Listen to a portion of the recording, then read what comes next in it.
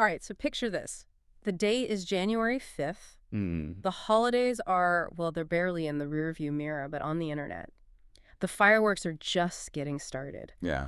A live stream crackles to life, and the audio isn't a new track or, some glossy PR statement. No, it's a declaration of war. It is a voice just cuts through the static, Yeah. and it's shaking with adrenaline and this pure, unfiltered indignation.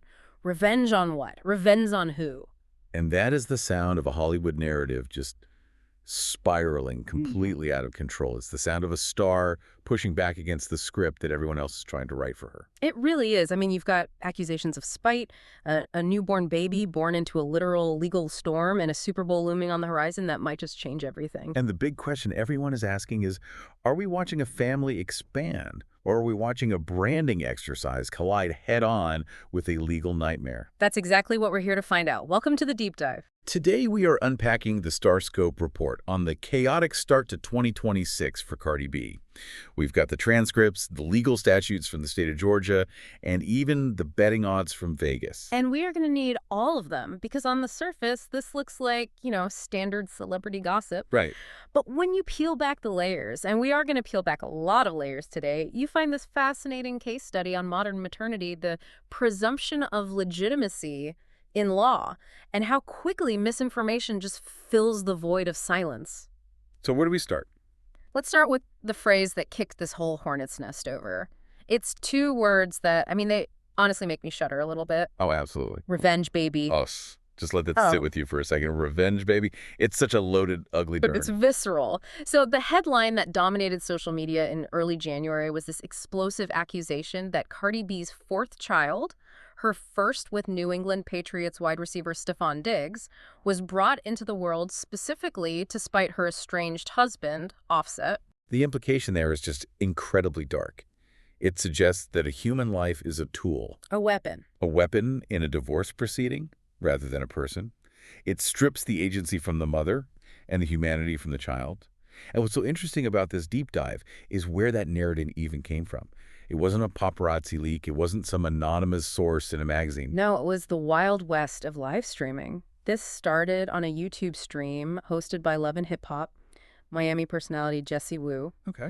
And she was just interacting with her chat, and she read a viewer comment out loud that suggested the baby was born out of resentment toward Offset. And this highlights a really specific danger in the creator economy right now. How so? Well, the line between reading a comment and endorsing a narrative is basically non-existent to the person on the receiving end. Right.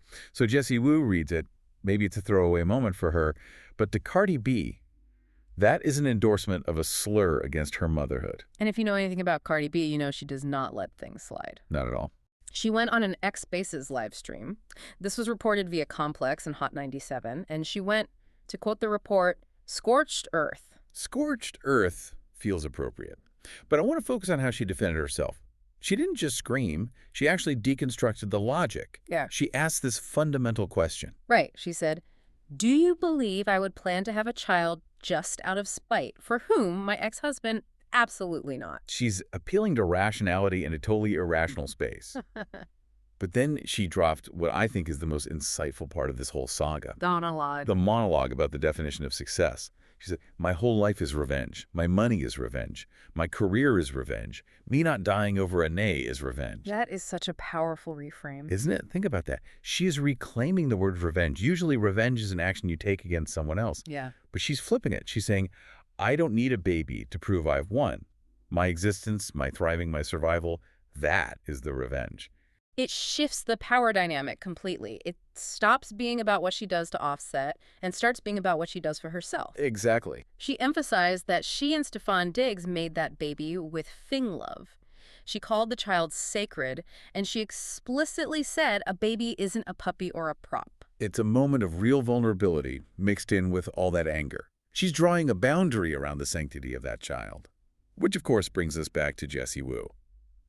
Because she fired back, right? Well, immediately. In her own live stream, Woo called Cardi a gaslighting, illiterate nincompoop. A nincompoop? A nincompoop. That's a distinctly vintage insult. I haven't heard that one since, like, elementary school. It's a choice.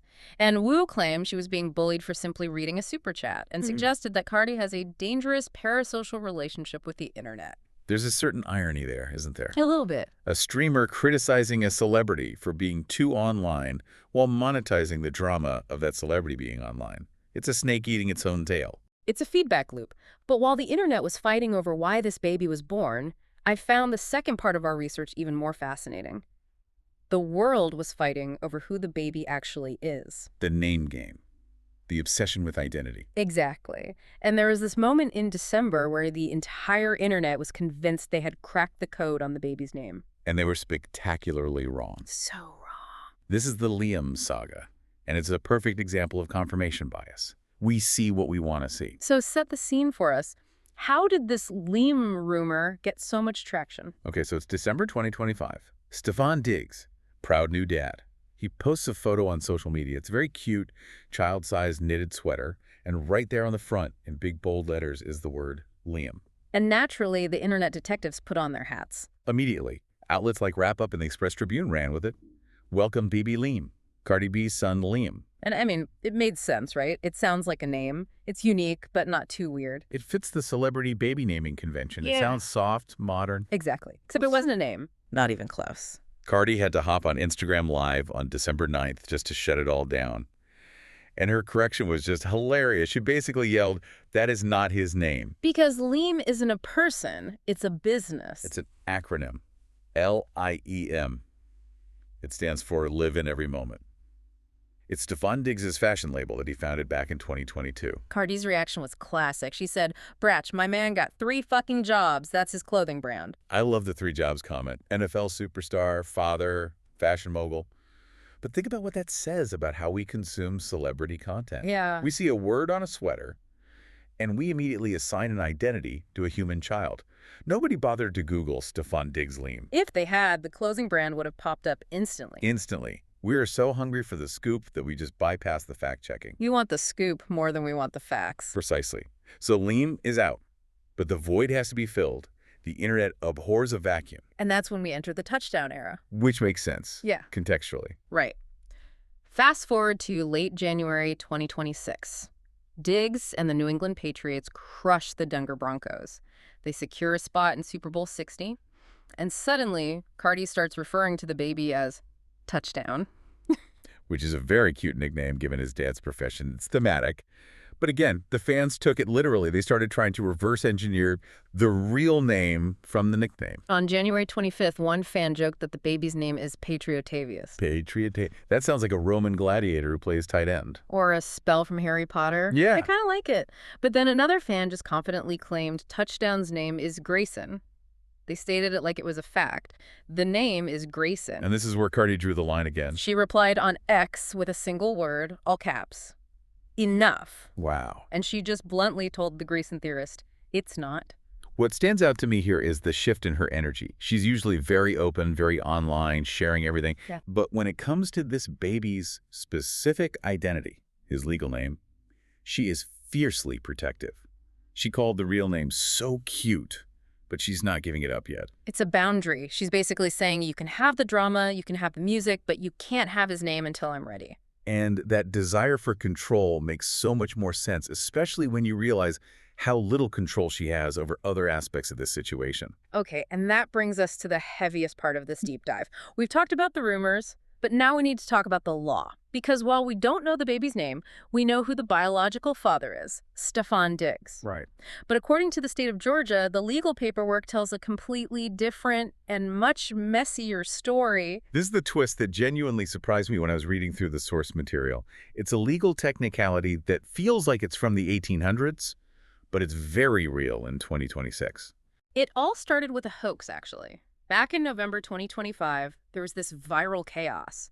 A screenshot circulated that appeared to show Offset Cardi's estranged husband posting "my kid lol" on his Instagram story about Cardi's newborn. My kid lol. Just 3 words that could implode a family. And Cardi expressed genuine fear. She tweeted that she felt her life in danger because of the harassment that post generated. She was terrified. And rightfully so. I mean, it implies he has a claim or there's a secret paternity issue or that she was unfaithful. It just muddies the waters in a really dangerous way. Now, the truth is that Offset's reps confirmed to TMZ the post was completely fabricated. It was a hoax, a fake screenshot designed to cause chaos. But here is where it gets really interesting and why that hoax hit such a nerve. Even though the post was fake, the legal dilemma it points to is very real. Okay, so here's the situation. Cardi B and Offset filed for divorce in July 2024. That's a fact. But, and this is a massive but, the divorce is not finalized. They are still legally married. And the baby was born in Georgia. Correct. And Georgia law is very specific about this. It operates under what's called the presumption of legitimacy. This is a crucial concept. Break that down for us. Basically, the law wants every child to have a father who's, responsible for them. It's about ensuring the child has support. So, if a woman is married, her husband is the presumed legal father of any child born during the marriage. Regardless of biology. Completely regardless of biology. The state doesn't automatically DNA test every baby. They look at the marriage license. So, on paper, in the eyes of the state of Georgia, Offset is the legal father of Stefon Diggs' son. That is wild. It sounds like the plot of a soap opera, but it's actual statutory law. It is. So Stefon Diggs, the actual father, the guy knitting the Liem sweaters, he has no legal rights to his own child right now.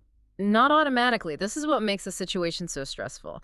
Diggs has to file what's called a legitimation petition. Okay. He has to go to court, essentially sue to establish his legal rights, and say, hey, this is my son, and he has to get a judge to sign off on it. And presumably, Offset has to sign off on it too, or at least acknowledge he isn't the father. Exactly. It requires cooperation or a court battle to untangle. And until that paperwork is signed and sealed, Offset technically holds all the legal cards. So if there was a medical emergency, legally, Offset is the next of kin for that child, not Diggs. That adds so much pressure to an already high-stakes situation. You have the Super Bowl prep, you have the public divorce, and then this archaic law just hanging over their heads. And it connects back to the relationship dynamics between Cardi and Diggs. Because Cardi isn't just dealing with the legal system, she's managing a new relationship, and she's issued a very clear ultimatum to Stefon Diggs. Right, we saw reports on this. Diggs reportedly welcomed, 4 children in 2025 alone. 4. Rapidly expanding family tree is the polite phrase the sources use. That is a busy year. An incredibly busy year. And Cardi has been very clear. She reportedly told him that loyalty is non-negotiable. She's supportive of him as a father to his existing kids. She's not trying to erase them, but she has drawn a line in the sand for the future. It's over. That was the quote. That was it. If there's infidelity or if another secret child pops up after they became official, she is done. Which is smart. She's navigating motherhood and intense public scrutiny. She needs stability. She can't have surprise siblings popping up in the news every 3 months. It's boundary setting again. First with the fans about the name, now with her partner about the family structure. She is trying to build a fortress around this new chapter of her life. Speaking of fortresses or stadiums, I guess let's look at the immediate future, because all of this drama is culminating in one specific event. Super Bowl 60. February 8th, 2026. The New England Patriots versus the Seattle Seahawks. It's huge. The Patriots are underdogs here, sitting at plus 190. Whoa. But honestly, looking at the StarScope report, we aren't here to talk point spreads. We're here to talk prop bets. Oh, yeah. Sports Betting Dime reported some wild odds, specifically about Cardi and Stefon. This is where pop culture and sports betting just collide in the funniest way. It really shows you what the public expects from them. We treat their relationship like it's a sporting event. The big question on everyone's mind, will Stefon Diggs propose to Cardi B on the field after the game? Okay, let's look at the numbers. The odds for yes are at plus 1,100. So a low probability. Very low. Yeah. The odds for no are at negative 4,000. That is a heavy, heavy favorite. Negative 4,000 basically means Vegas is saying this is not happening. Why do you think the odds are so stacked against a proposal? Is it just because it's cliche? I don't think it's the cliche factor. I think it goes right back to the legal mess we just discussed. Yeah. She is still married to Offset. Right, you can't really get engaged if you're still married. Exactly. Imagine a televised proposal, confetti falling, ring out, while you were navigating a contentious divorce and a paternity legitimation case in Georgia. That is a PR and legal nightmare. It complicates the divorce proceedings instantly. It looks messy to a judge. That makes total sense. It's not just about romance, it's about legal strategy. Okay, what about the other bet? Will Cardi wear a Stefon Diggs jersey? The odds there are plus 170 for yes. So it's seen as possible, but not guaranteed. But honestly, I'd bet against it. You're taking the no. Why? Because have you seen Cardi at a game? She treats the stadium luxury box like it's a runway in Paris. We've seen her at recent games. She's wearing custom Bottega Veneta leather. She's wearing vintage Chanel. That is true. She is not throwing on a polyester mesh jersey over a couture outfit. She's there to serve a look, not just support the team. Unless Stefon Diggs commissions a jersey made of Swarovski crystals and Hermes leather, I don't see it happening. She is a fashion icon first. I love that. Unless it's Hermes, I'm not wearing it. It's a standard. So, stepping back and looking at this entire report, it feels like we've covered 3 different genres of story in one deep dive. For sure. We have a revenge baby rumor that turned into a lesson in female autonomy. We have a name rumor that turned out to be a misunderstood clothing brand. And we have a paternity hoax that revealed a complex legal reality about marriage laws in Georgia. It's a perfect storm. And what stands out to me is how Cardi B is navigating it all. She's taking control of the narrative at every single turn. Yeah. When they say revenge, she says love. When they say Liem, she says brand. When the law says offset, she says, well, she's working on that. She really is writing her own script in real time, and she's doing it while preparing for a tour and raising 4 kids. It's impressive resilience. But it also leaves me with this lingering question for everyone listening. What's that? We spent weeks obsessing over a name on a sweater. We spent days debating a fake screenshot. We treat these people like characters in a show. But in an era where a brand name becomes a headline in minutes and where state laws lag years behind modern family structures, does the public actually want the truth? Or do we just want the Little Miss Drama narrative that Cardi is selling on her tour? Are we rooting for the person, or are we just consuming the plot twist? That's the question. Something to mull over the next time you see a headline scroll by on your feed. You've been listening to StarScope Report, where Jordan and Jamie uncovered the stories shaping Hollywood, music, and pop culture. Thanks for tuning in, and don't forget to subscribe for more stories that keep the stars shining.